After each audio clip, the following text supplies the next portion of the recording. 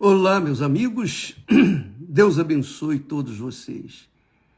Que o Espírito Santo, o Espírito glorioso, a presença divina dentro de nós, a presença de Deus em nós.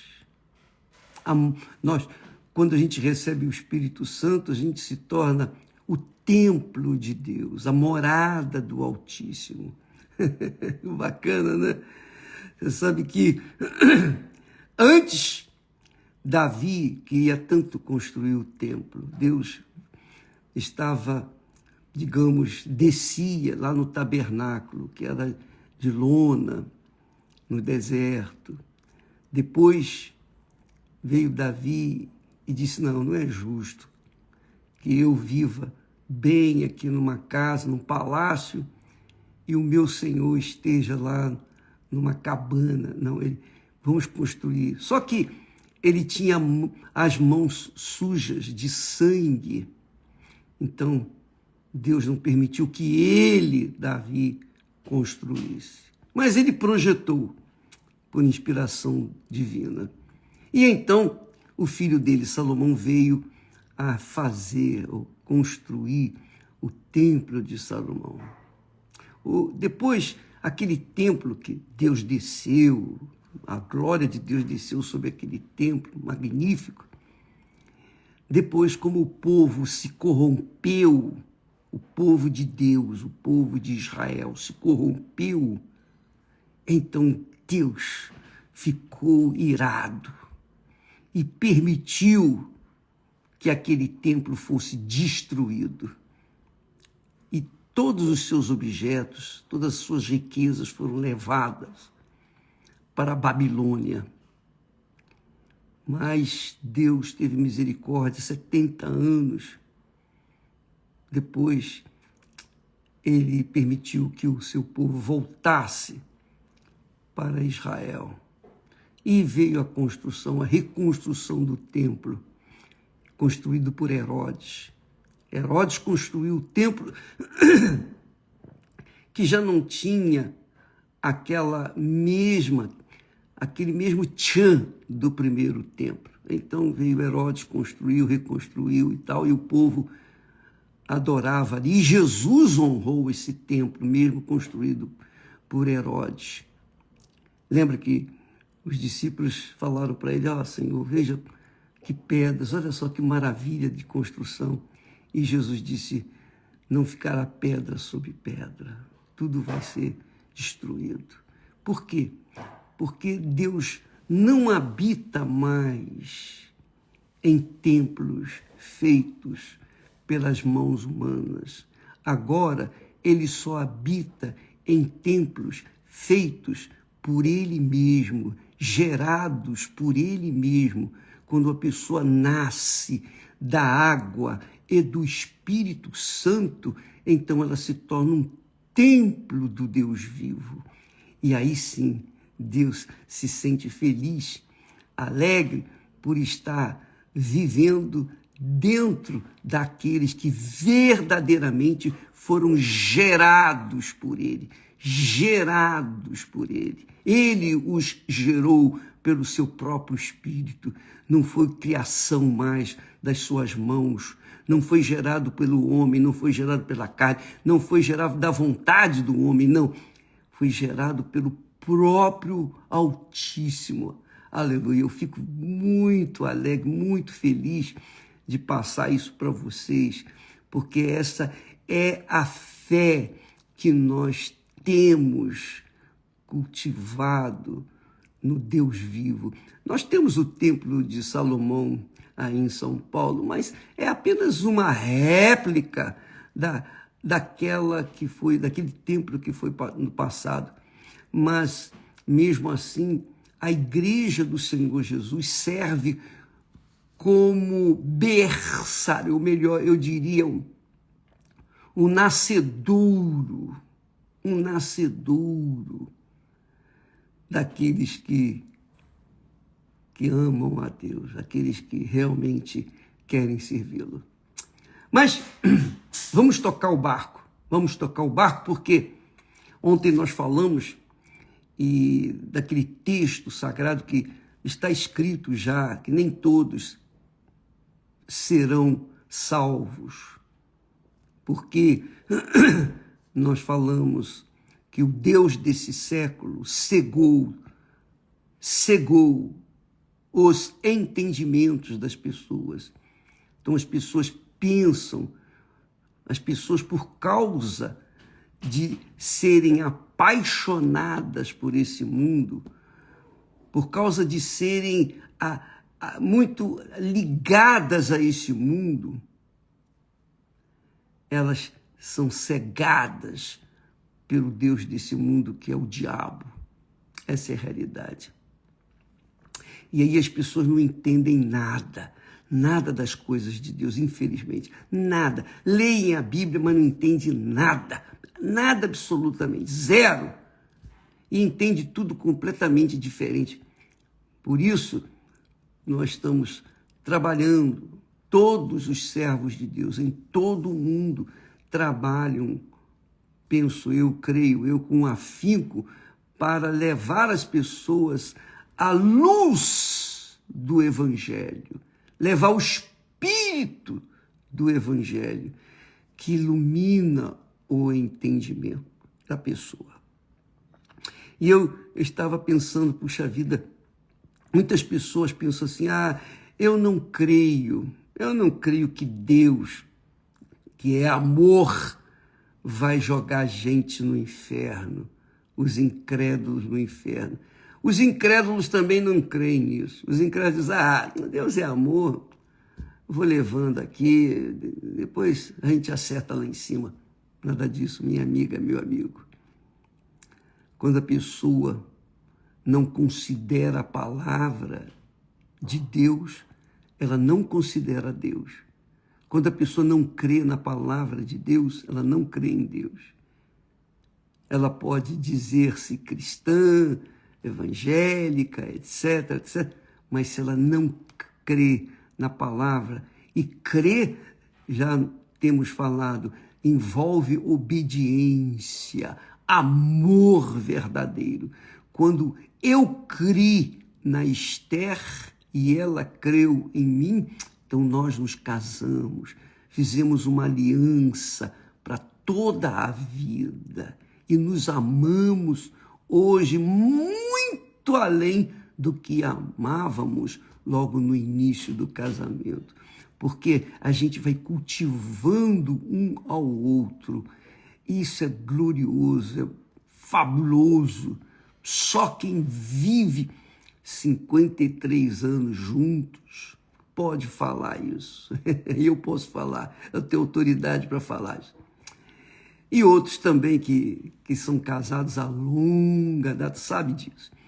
Então, quando a gente crê em Deus, a gente ama, a gente abraça, que não tem nada a ver com paixões carnais, não. Tem nada a ver com eros, que é a palavra usada para amor com respeito ao sexo, ou filhos, que é a palavra em grego que diz respeito ao relacionamento pais e filhos, irmãos, etc. Não, é um amor excelso, é um amor que transcende o entendimento. Porém, nós temos que ver que Deus é amor, é misericórdia, é compaixão. Ele está sempre pronto para perdoar, desde que haja arrependimento. Não importa o que a pessoa fez, deixou de fazer.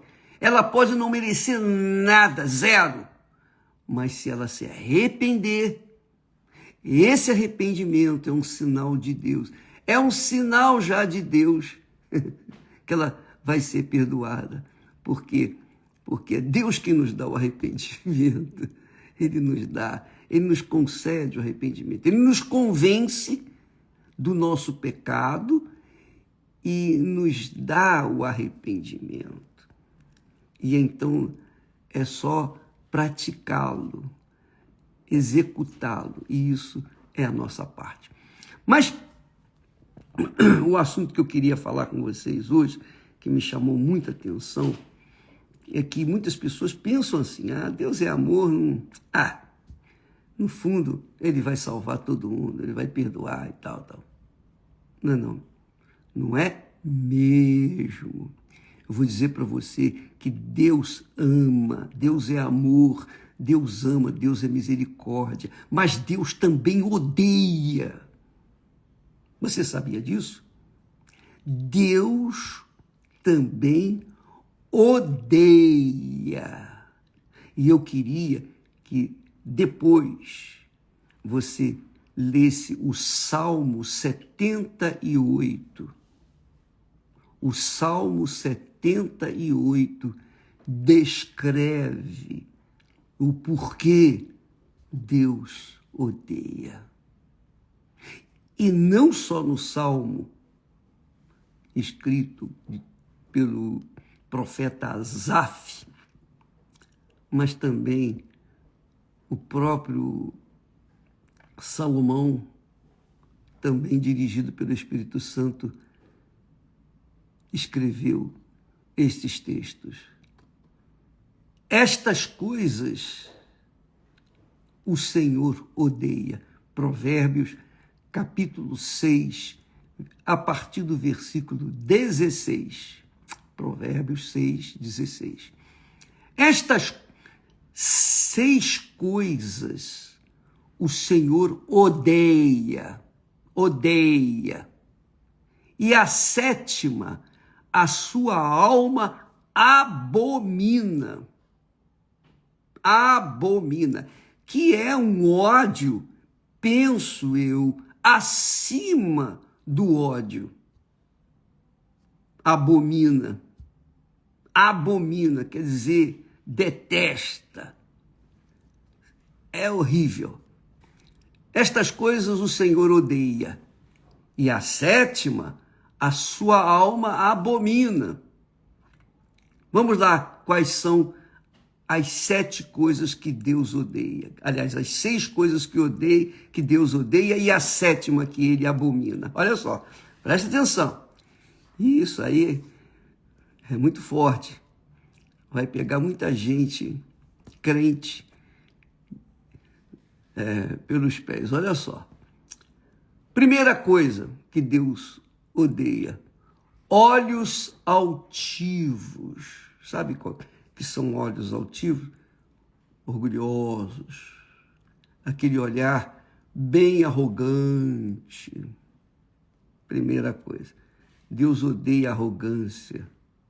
Deus odeia arrogância, orgulho. Essa é a primeira coisa. Língua mentirosa. Lembra que Jesus falou: eu sou a verdade. E a verdade conhecereis, e a verdade vos libertará. Deus é a verdade, é verdadeiro. E quando ele cobra, exige sinceridade, porque a sinceridade é a verdade. Você não tenta fingir.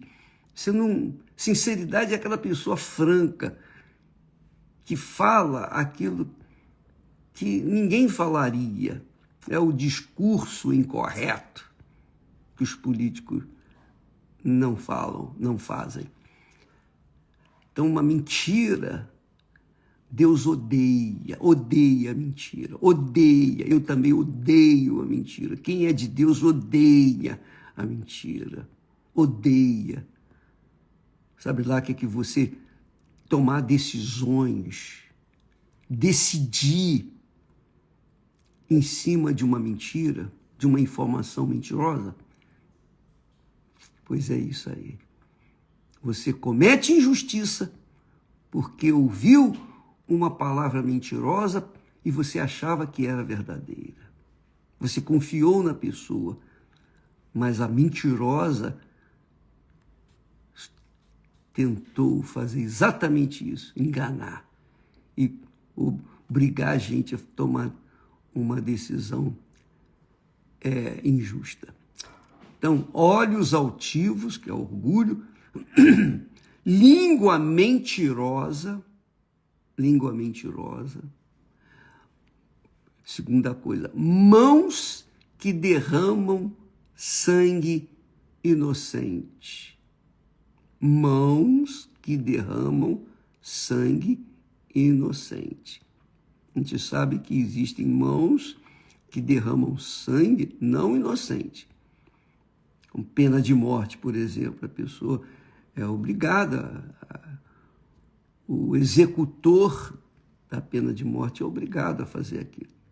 Mas Deus está falando aqui de mãos que derramam sangue inocente, pessoas que matam pessoas inocentes. Terceira coisa. Quarta coisa, o coração que maquina pensamentos perversos. Isso é iniquidade. O sujeito pensa, ele planeja, ele faz pensar como vai destruir ou vai fazer mal a alguém. Quer dizer, o coração que maquina pensamentos perversos. Essa é a quarta coisa. Pés que se apressam a correr para o mal. A pessoa corre para o mal, para fazer o mal. Essa é a quinta coisa. A sexta coisa que Deus odeia é a testemunha falsa que profere mentiras. Olha só a mentira entrando aí também. A testemunha falsa que profere mentiras. Agora vem a sétima coisa que Deus, além de odiar, ele abomina: o que semeia contendas entre irmãos. Isso aí são os crentes, aqueles crentes fofoqueiros. Quantas pessoas deixaram a fé, quantas pessoas abandonaram a fé, o relacionamento íntimo com Deus, porque foram difamadas injustamente. Nem que fosse justa, seria injusta, mas foram vítimas de contendas criadas pelo próprio Satanás, através da boca de muitos falsos nascidos de Deus. Gente nascida da carne, gente nascida da vontade do homem, gente nascida do sangue, mas não nascidas de Deus. Quando a pessoa não é nascida de Deus, ela é assim, ela se faz irmã e começa ali suscitar contendas entre os irmãos. E por conta disso, muitas pessoas deixam a fé, abandonam a fé. Por isso que nós temos por hábito cuidar da nossa própria fé. Desde dos 19 anos, quando eu abracei a fé, eu não queria saber de fofoca, que o pastor fez isso, o pastor fez aquilo, o obreiro fez aquilo, o outro. Eu não queria saber das fofocas, das contendas.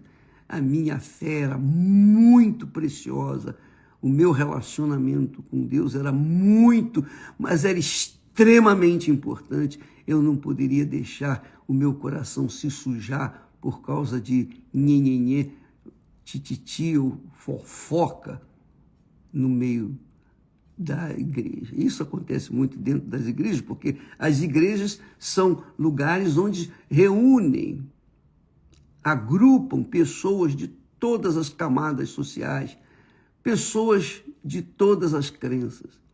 E elas vão para ali, logicamente, em busca de Deus. E muitas se convencem da palavra de Deus, ficam ali, mas não se converteram à palavra de Deus. E por causa disso, elas estão ali como joio, pronto para sufocar aqueles que são trigo. Então, minha amiga, meu amigo, Deus odeia os que semeiam contendas, mas, melhor dizendo, ele odeia de forma ainda acima do ódio. Ele abomina, está aqui escrito, 6 coisas o Senhor odeia, e a 7ª, a sua alma abomina.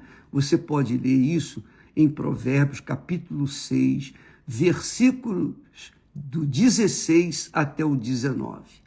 Leia com cuidado, com carinho, medite sobre essas palavras, porque são conselhos de Deus para aqueles que querem cuidar da sua alma, que querem blindar a sua salvação, blindar a sua consciência, a boa consciência, para que não venham de maneira nenhuma se deixar levar pelas fofocas dos filhos das trevas, dos filhos do diabo, que se mesclam no nosso meio para semear contenda.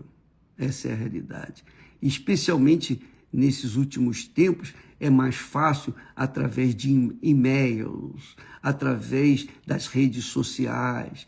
Quantos não têm sido aqueles maus, perversos, abominantes, que mandam matérias para mim para condenar o pastor Beltrano, Cicrano, etc, etc, etc. Então, eu diria que essas pessoas são bandidas.